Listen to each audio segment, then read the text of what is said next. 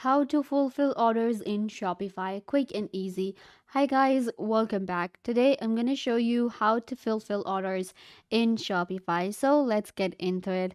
First of all, what you need to do is you will open up your shopify.com and you will get right here. This is our Shopify admin, and today I'll show you how to fulfill orders on Shopify.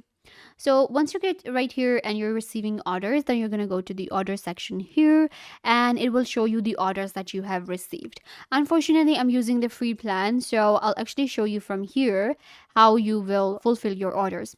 You're going to just click on the orders right here and then click on the order number of an unfulfilled order. Then what you're going to do is, if you're using the Shopify shipping, then what you will do is you will select create a shipping label. Then, if you're using a carrier other than Shopify shipping, then click Mark as fulfilled and enter the tracking number from your shipping provider.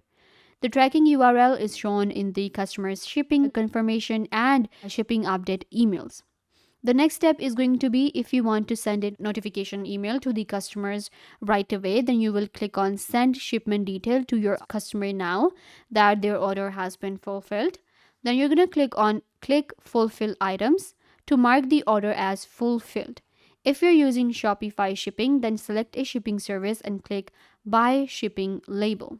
So that's how we simply fulfill our orders on Shopify. This is manually, and if you want to do it automatically, then it becomes more easy. All you need to do is just go to the orders, select your order, then you're gonna select the shipping label and send an email to the customer that their order has been fulfilled. Mark your order as fulfilled, click on save, and your order will be fulfilled on Shopify. I hope that I was a big help. Don't forget to give this video a big thumbs up, leave a comment down below, turn on bell notification, and subscribe to YouTube channel.